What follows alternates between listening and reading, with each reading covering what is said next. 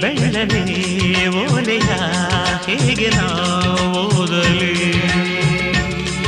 ಇದು ಓದು ಓಲೆಯಲ್ಲ ಬರೆದುಕೋ ನನ್ನ